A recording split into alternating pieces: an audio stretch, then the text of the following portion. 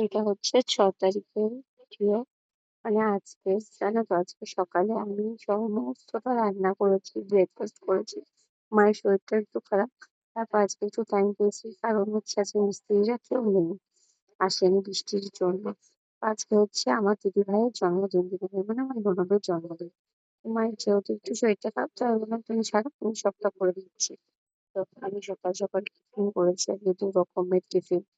আমাদের জন্য উপমা করেছি, বাবুর জন্য সতে করে পাস্তা করেছি।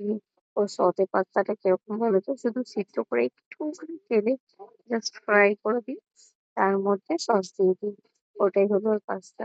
আর দিদি ভাইয়ের জন্য আমি কি কি রান্না করেছি জানো? 5 রকমের ভাজা, ভেন্ডি, আলু, উম পটল, কুমড়ো।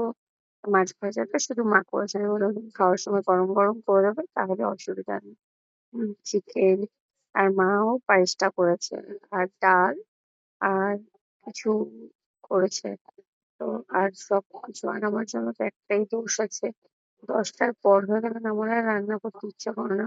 দেখো, খাবারটা সাজিয়ে গেছিলাম, কিন্তু মা সাজিয়েছে, আমি না। তো যেহেতু আমার বাচ্চা ছোট কাঁদছিল, তাই কারণে তো খেতে বসে গেছে, তো সেই অবস্থায় ওর ভিডিওটা করা হয়েছে।